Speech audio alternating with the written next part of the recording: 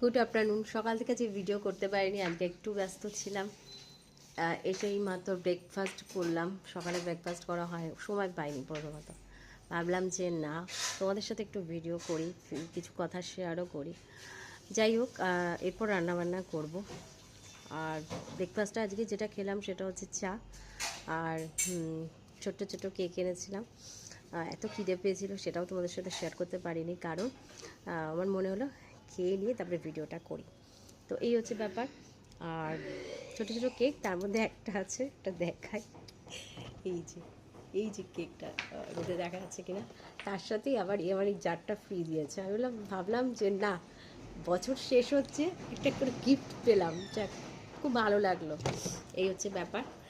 বেশি আনিনি, যেটা মানে যতটুকু, মানে 4টে এনেছিলাম, সবাই মোটামুটি ভাগ করেই খেলাম। এখন একটা আছে, ভাবলাম এটাই তোমাদের সাথে শেয়ার করি, একটু বকবক করি। এই হচ্ছে ব্যাপার। আর আমার তো বকবক করতে ভীষণ ভালো লাগে, অনেকক্ষণ ধরে ভিডিও করতে পারছি না। আবার দেখো কাশিটা শুরু হচ্ছে। তো চলো এইটুকু। আর ওখানে আমার মামুনি বসে আছে। মামুনি বলছে বছরের শেষ দিন আমাকে কিছু গিফট করবে। কি গিফট করবে বলো?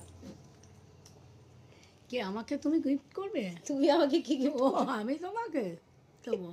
কি গিফট? ওই যে সোয়েটারটা দিয়েছি